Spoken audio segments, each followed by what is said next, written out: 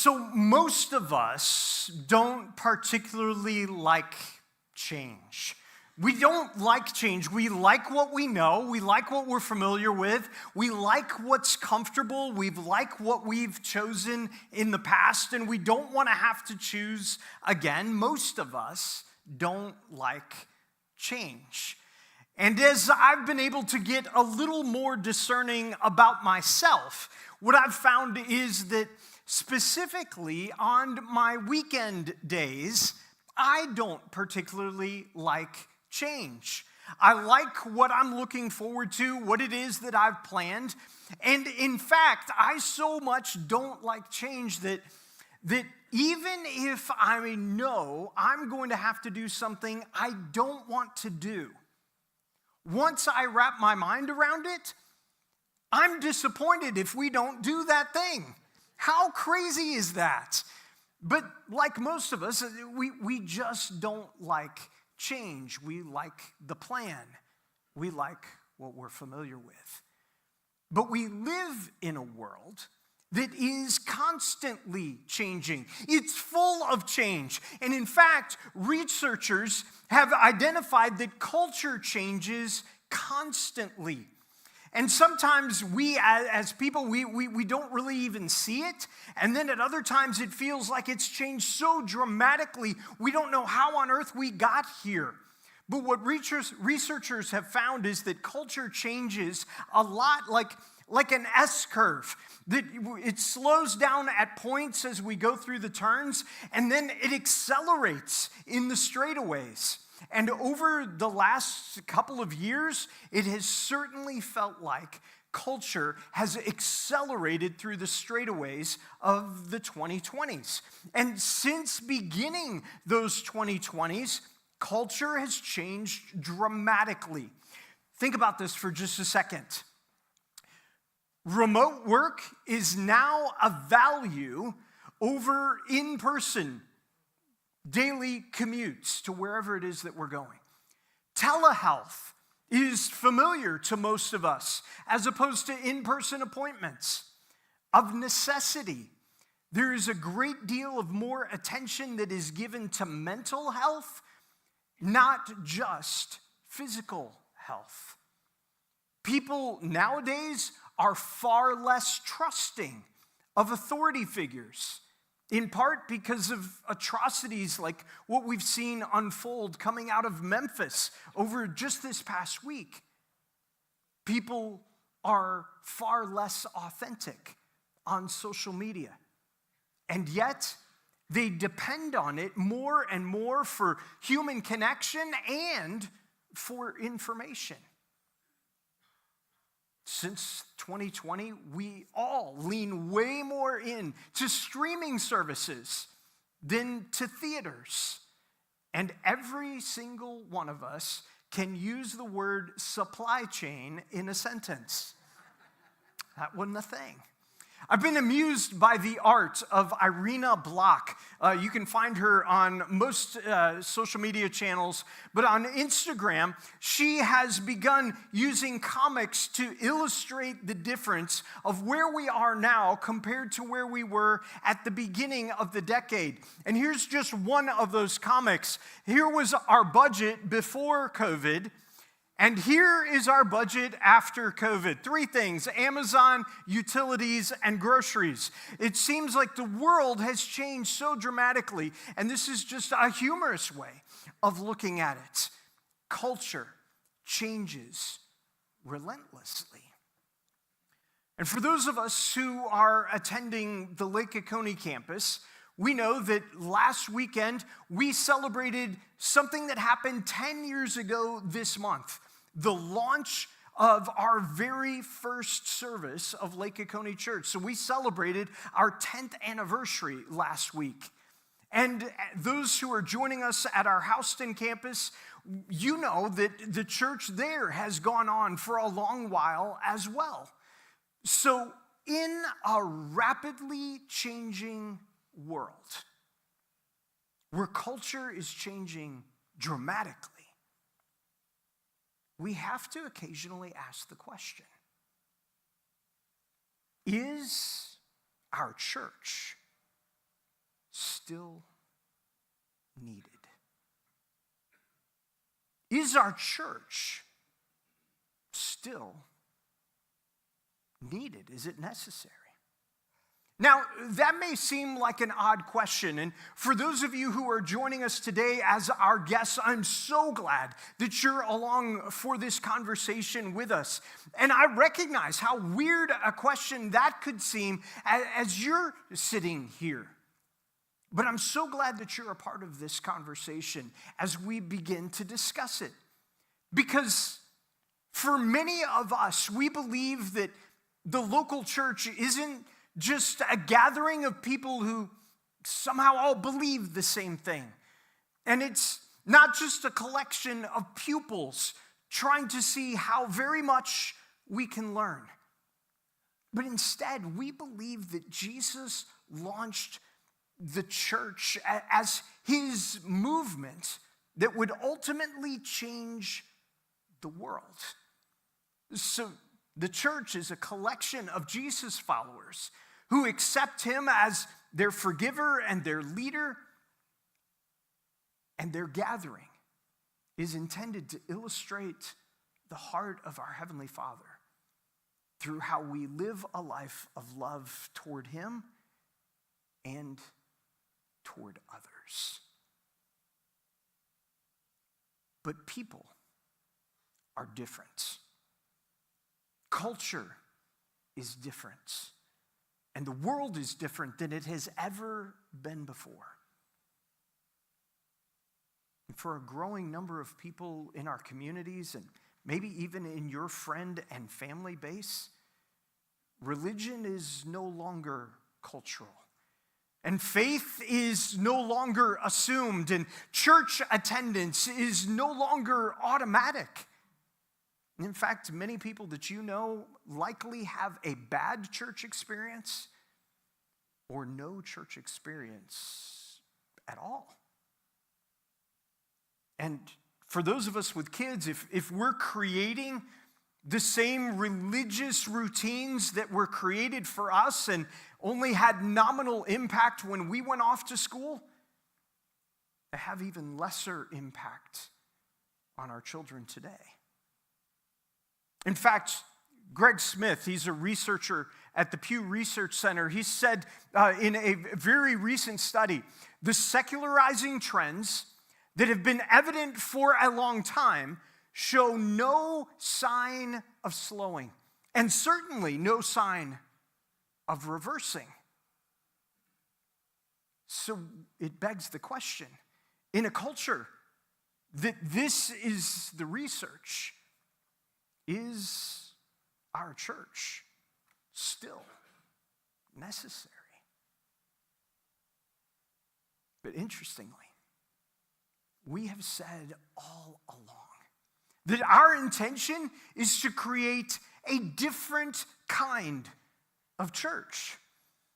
And by different kind, we don't mean that sometimes we have a preacher who's on a screen, or, hey, we've got a really cool band.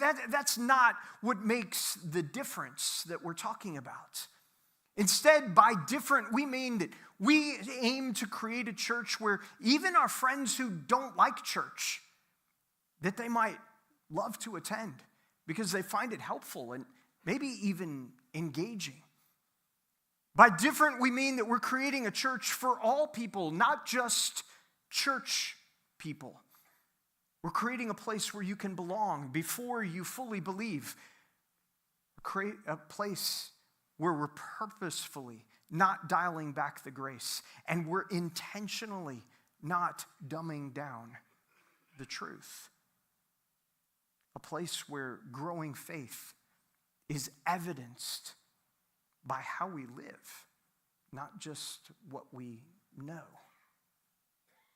A place where our actions and our reactions are guided by loving God and others, following Jesus, rather than a policy or our party. And a different kind of church like that is incredibly necessary in this world in this culture, in this decade. A church like that, a different kind of church like that, can be extremely pivotal in an extremely secularizing world. But there is a timeless tendency that can impede us from reaching that goal. And this timeless tendency, it is unfortunately true of me, and it's true of you. But thankfully, it was addressed by Jesus as he launched his closest followers for the very first time. And we find this conversation recorded by Matthew. Now, Matthew was one of the followers of Jesus. He was a tax collector, and he was despised by his own people. He was a cheat by all common standards, and yet he chose to begin to follow Jesus as one of his inner circle.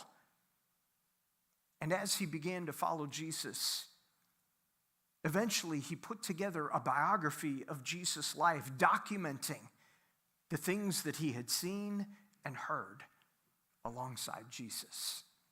And in the 10th chapter of his documentary, we call it the Book of Matthew. It's one of the Gospels. We have 4 of these documentaries. He says this: "These are the names of the 12 apostles. These are the ones who were closest to Jesus in his core group, his small group. If you think of the people he poured the most of his energy into. First, Simon, who's called Peter, and his brother Andrew. James, the son of Zebedee, and his brother John." Go ahead. "Philip and Bartholomew. Thomas and Matthew, the tax collector. James, the son of Alphaeus, and Thaddeus. Simon, the zealot, and Judas Iscariot." And Matthew includes who ultimately betrayed him, if you were wondering if that was the same guy.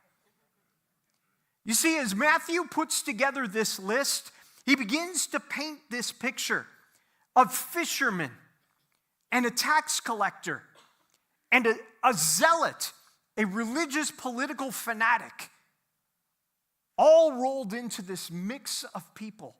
This was quite a wild bunch, outcast from everyday society, and yet the ones that Jesus said, "I want to pour my life into you because I believe that you can continue this mission and this message." Matthew continues, and he said, "These 12, Jesus sent out with the following instructions." So if you can get the image of what's happening, Jesus has kind of centered his efforts around the Sea of Galilee. And he is traveling from community to community around this lake. And as he's traveling around this lake, sometimes he goes directly by boat, sometimes he walks. But as he goes around, he is preaching essentially the Sermon on the Mount, if that's a familiar phrase. Matthew records it a few chapters earlier. And it seems that over and over, Jesus would communicate some of these basic truths to the people who would come and listen. And they came in droves. And Jesus said, "I'm doing this area here. So I want to expand the influence of this message. So I'm going to send you, my closest 12, and you're going to go and carry this out in the next layer of this country." Jesus said, so he sends them out. Go back one if you would, please. He sends them with the following instructions. "Do not go among the Gentiles or enter any town of the Samaritans. Go rather to the lost sheep of Israel." Jesus' desire at this point, it's still very early in his ministry. He said, "I want to reach out to the Jewish people first and foremost. As you go, proclaim this message," he says.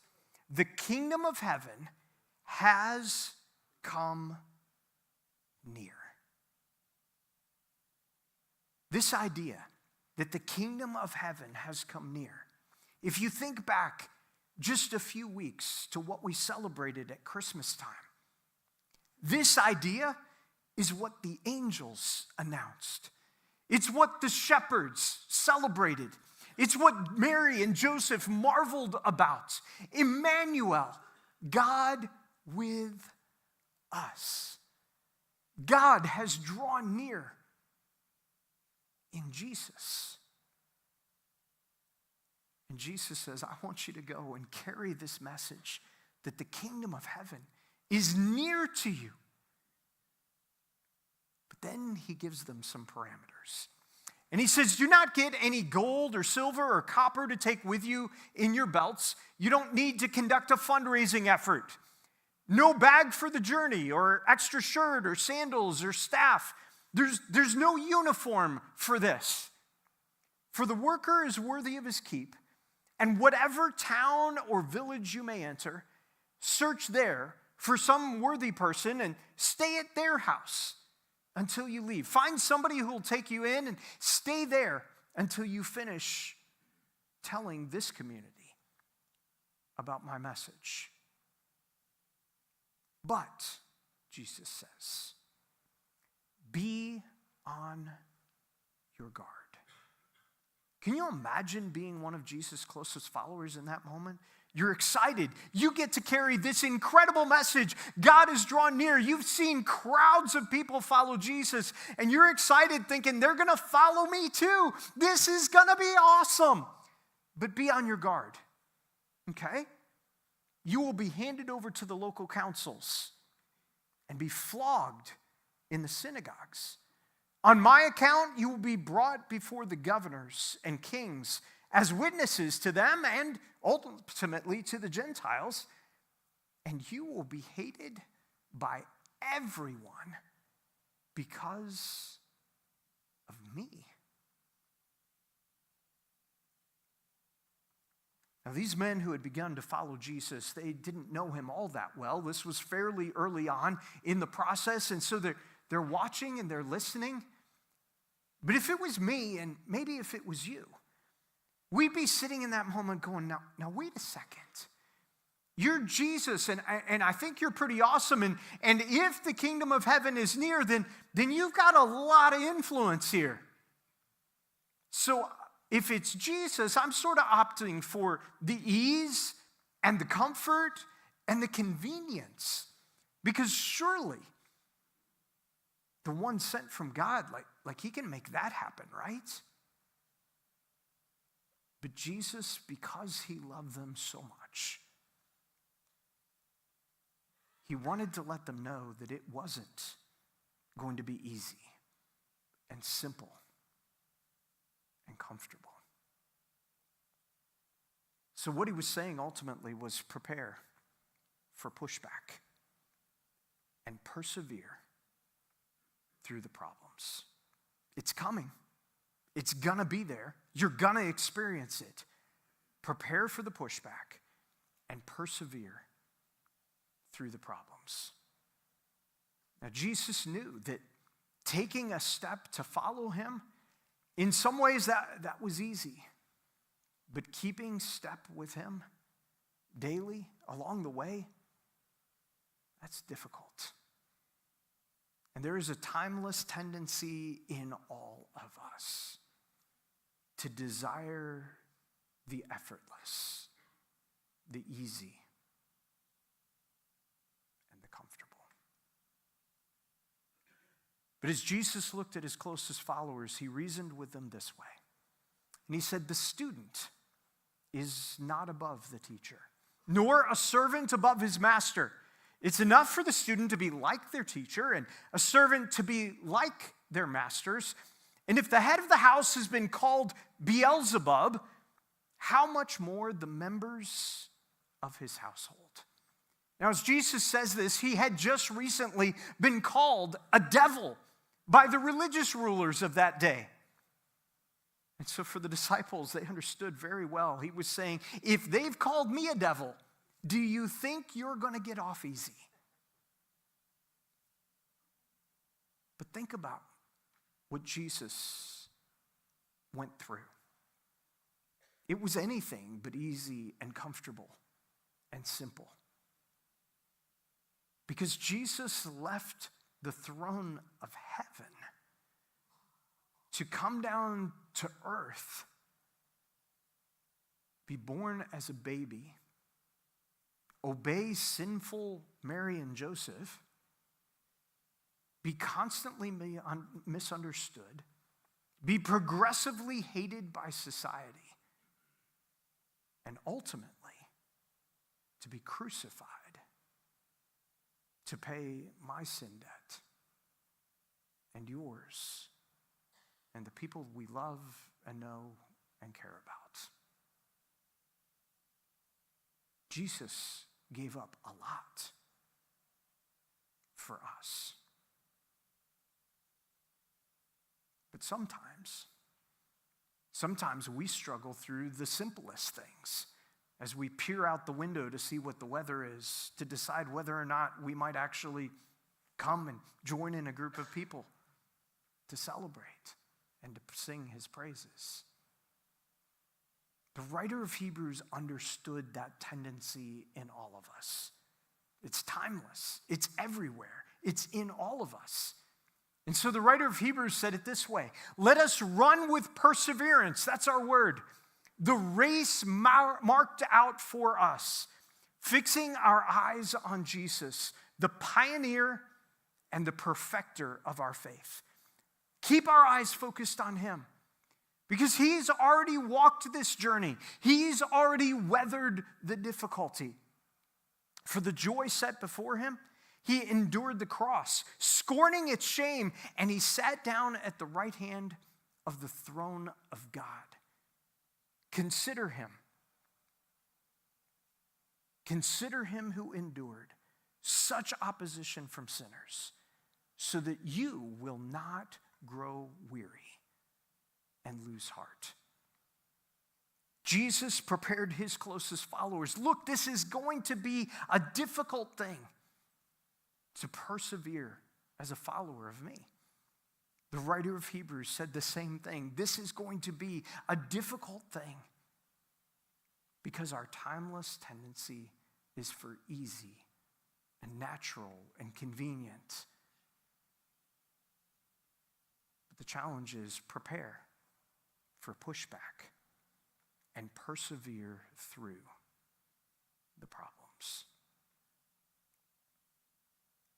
And as the writer of Hebrews unpacks, on the other side of all of that was unspeakable joy as Jesus purchased our forgiveness for us and sat down with that mission complete at the right hand of God the Father. There's a win at the end of the push through. And as we investigate faith, perhaps that's what we focus on this morning. That's where we stop, recognizing that Jesus has done an amazing thing on our behalf and simply invites us to accept him as our forgiver and our leader. But let me, for just a minute, speak to those of us who a few minutes ago sang alongside James David, I will build my life upon his love. It's a firm foundation. And we said that and we meant that, and that's what we endeavor to do. I wonder what it would look like if Jesus were to gather us together and say, hey, it's 2023, and so you have a mission as you continue to guide and guard my movement into this decade. What would he prompt us to do and prepare and be aware of as we step forward? Maybe it isn't so much about what we bring with us and where we stay, what our accommodations will be. But I wonder if there might be some very practical principles that we could carry with us as we continue to be influential parts in the movement that Jesus launched so long ago. As I thought through this, I began to think, what would that look like? What would that sound like? And I don't know that this would be exactly what Jesus would say, but I wonder if any of these three might apply to us. The first, decide that your presence makes a difference. Decide that your presence makes a difference. At one time, it was natural, easy. In fact, most of us, we just did it automatically because somebody along the way did it with us, and then somebody before them did it with them. And we just show up because it was Sunday, and we just came to church. But for most of us over this decade, we've begun to ask the question, is there any purpose in me jumping in and showing up on Sunday? It's inconvenient in some ways, but is it necessary? And if we have children, we come because there's an excitement about sending them down the hall, but maybe there's been that moment inside you that's gone, okay, I got a cup of coffee, but was there any other benefit to me being here today? Because I might have been able to watch this later or catch it some other time. And I would argue that your presence makes a difference. It makes a difference for you. In the same way that as we join together for things that we're excited about, when we come together to celebrate a birthday, or when we go out to eat with friends, there's something about locking arms with other people that are thinking the same way as us. And there's something about coming into a room and realizing you're not the only person that's striving to follow Jesus in your particular area. When you see them, it makes a difference to come alongside into the room and recognize that, hey, for me, there's something beneficial about being here. And if we're honest with ourselves, there's a good chance we're way more focused here than it is in some of the other ways that we might consume content. Way more engaged. Something happens when we're in the room alongside other people. But it's more than that. Something happens for our family when they're able to be poured into as well. When they're able to learn and grow, and now we have something to talk about as a group, as a collection of people who've been impacted that day. It also makes a difference for the person who's around you, across the room from you. I won't forget, it wasn't that long ago that somebody walked by me in the entryway and they said, I had no idea that they go here. I'll be back. That was the sequence of words. And I thought, good grief, their presence made a difference and they don't even know. Who knows who looks at us as we walk into this room and goes, because you're here, I'm comfortable coming back here. Your presence makes a difference. And your presence makes a difference for those that you serve. Because so many of us lean in and say, this is way more than just for me. It's for others around me. So I'm going to take a role. I'm going to lean into an opportunity. I'm going to inconvenience myself. I'm going to goof up my schedule. And I'm going to take a step. And as you serve, your presence makes a difference for those that you invest in. Your presence makes a difference, but it's something we have to decide. But our presence makes a difference is only one step that we might consider. For others of us, perhaps what we need to hear most is that we've got to determine whoever comes next comes first. Here's what I mean by that. Somebody at some point in time came together and said, you know what would be amazing? If we created a place where people could begin to investigate faith. And so they gave all of their energy and a lot of their time into helping create that. And ultimately, that began to become whatever it was that you stepped into, whatever it was that you experienced on your very first Sunday at one of our churches.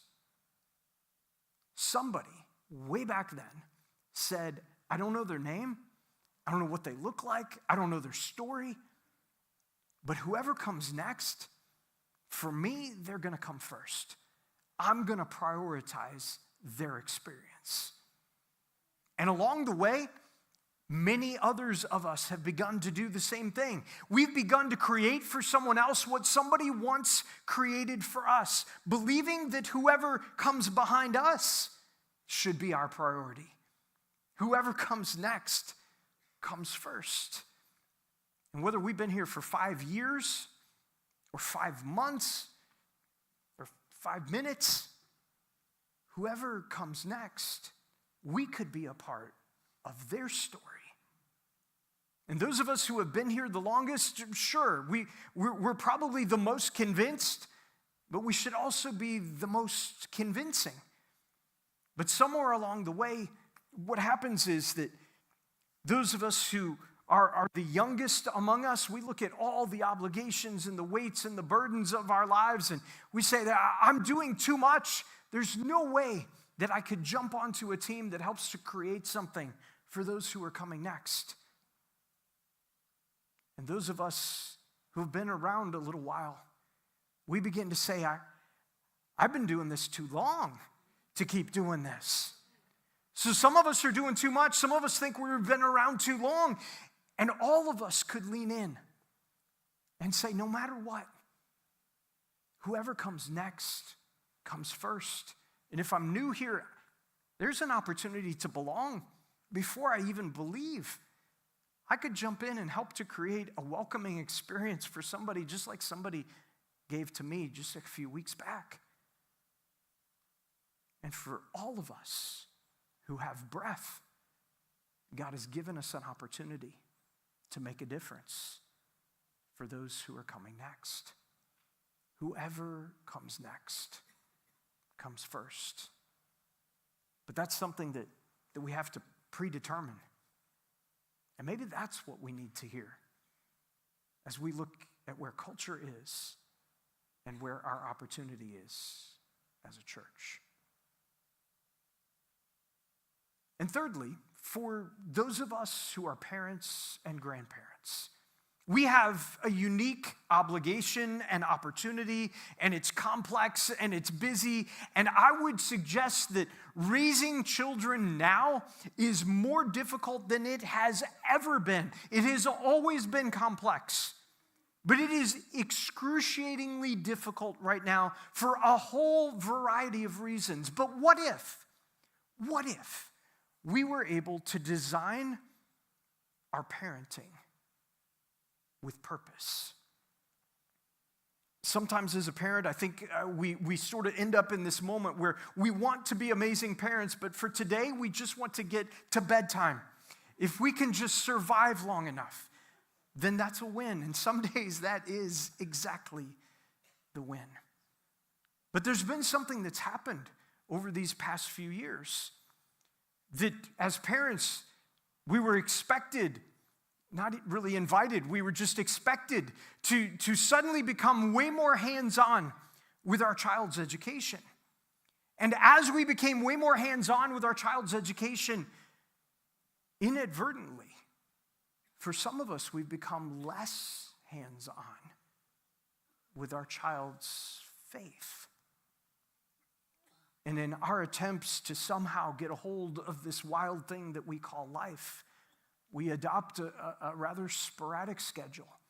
That sometimes we drop them off and send them down the hall, and then we hope that they get taught, and we hope that we get taught, and our thought is, well, church should teach them, and church should teach us. But imagine for just a second what the impact would be of your college student being able to look back and see and remember the times that they helped you to build friendships with people who were new to you and not really engaged in church. But they helped you invest in those relationships because they cared about those people just like you do.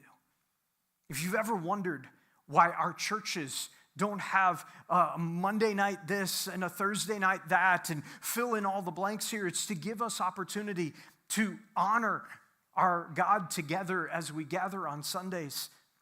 A chance to join in a small group sometime during the week. And many opportunities to do life alongside people who are just like us and haven't met their Heavenly Father yet. But imagine if you invite your children into the building of those relationships alongside you. What if our kids could look back and remember the times that they saw us serving? What if they could think of the times that they caught us giving generously? What if they could remember how they observed us prioritizing our small group connections? Because that's where we connected relationally and we grew spiritually. What we know to be true is that what happens at home is way, way, way more important than what happens at a church building somewhere. Because look at this. In your best year, you're probably going to get your kids to church for about 40 hours in that year. Because you're traveling, you're out on vacation, somebody's sick, and you stayed home. About 40 hours. That's how long the church has to invest in your children. But you, in your household, you have the potential of some 3,000 hours. These are the non-school, non-sleeping hours that you have with your child. Some 3,000 over the course of a year. That's a lot of hours. So what happens at home is way, way, way more important than what happens at church. And that's why we've made it our focus to partner with parents along the way. Our goal is to be partnering with you so that what happens at home is a reflection of your spiritual journey and the journey you want your child to embark on. Parenting right now is incredibly difficult, and if you aren't in a place to understand the why behind that, there are so many inputs, there are so many pressures, there are so many priorities that are put upon parents, and there are so many opportunities for kids to mess up at an incredibly early age because of what we all have access to. It is more complex now than ever. But for just a second, here's a little bit of what happens behind the scenes. When I say that we partner with parents, I would love for you to know that this is available to you. Here's what this looks like. From the earliest days, we offer something called Baby D. Maybe you've read something about it. But Baby D is a dedication opportunity where a family can come together and say, within our hearts and within those around us, our heart's desire is to see our child begin to track with God. And then every week we offer Wambaland, which is filled with small group leaders that get to know your children, know them by name, and get to know what they love and what makes them smile, so that every single day as they show up, they experience the love of our Heavenly Father, and it leaves a lasting impression for them. We provide discussion starters to you as a family so that you can begin to talk a little bit about what your child might be learning that month. But eventually they grow up super fast. And so they veer into this, I'm getting ready to go off to school. So as a preparation for that, we provide Kindergarten Kickstart, which gives them a glimpse of what it would look like to move from being that preschooler up into an elementary scenario. And from there, they're in Upstreet, where now they come sliding into a rug that's got a small group leader waiting for them. And that small group leader gets to know their name and spends time with them. And they see some of the same faces week after week after week. And they get discussion starters that you can look at and have a conversation around. What are you learning? What are you discovering about who God is? But also how that impacts your life as a second grader. From there, your child continues to grow and begins to ask questions about faith. And that's what Jumpstart is about. Jumpstart is this perfect opportunity for parents and kids together to explore faith. And ultimately, it will culminate with Baptism Bash, an incredibly huge party where children are baptized, serving as a mile marker that anchors in their hearts the decision that they made to follow Jesus. And then various kid venture activities that give them opportunities to invite friends and build deeper relationships with small group leaders. But ultimately, even elementary school ends. And so we offer transit test drive, a chance to transition up to middle school without it being weird and odd. And there are student Sundays where, again, group leaders are there, getting to know your guy or your girl and understanding what's going on in their world. And at the same time, your students have an opportunity to be engaged in student impact, serving in various ministry opportunities. And from time to time, throughout the year, we intentionally invite them to go away, to get away from the influences, to get away from what's familiar, so that just for a few minutes they can pause and maybe see clearly for the first time, God, what do you want for me and for my story? See, our goal in all of this is not to see how much can we teach, though what they learn is important. But our goal is to see them develop a faith of their own. And statistics show that as you pour into your child, and 5 other adult influences say the same thing that you're saying at home. 5 other adult influences know your child and encourage them to ground themselves in their faith. That's when faith sticks for the long haul. But what if we design our parenting with that as our purpose? You see, we have been entrusted with this movement, with the church, for a season of time until we hand it off. And the faith of the next generation hangs in the balance. And we, just like the first wave of followers of Jesus that he sent away, we have to prepare for pushback and persevere through the problems. It won't be easy. And Jesus doesn't give us direction about a bag or accommodations or what to do in the face of rejection.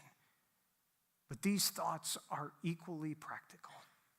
What if we decide and determine and design? What if we do this intentionally? And here's what I know about me and what I know about you as well. It's not that we don't want this to happen. It just doesn't happen spontaneously. Because, as we've said before, we rarely have the calendar or the confidence to do the big things that our Heavenly Father calls us to. From time to time, we've talked about what to do to find that space in the calendar. But next week, we're going to begin a new series that leans into the confidence that we need to lean into the opportunities that God puts in front of us. We're calling that series Imposter. What to say to the voices in your head. And we hear a lot of voices. So we're going to dive into that conversation next Sunday. And I hope that you'll plan to join us. Would you take a minute to pray with me and for a church that I believe is desperately, desperately needed, even in this decade? Dear Heavenly Father,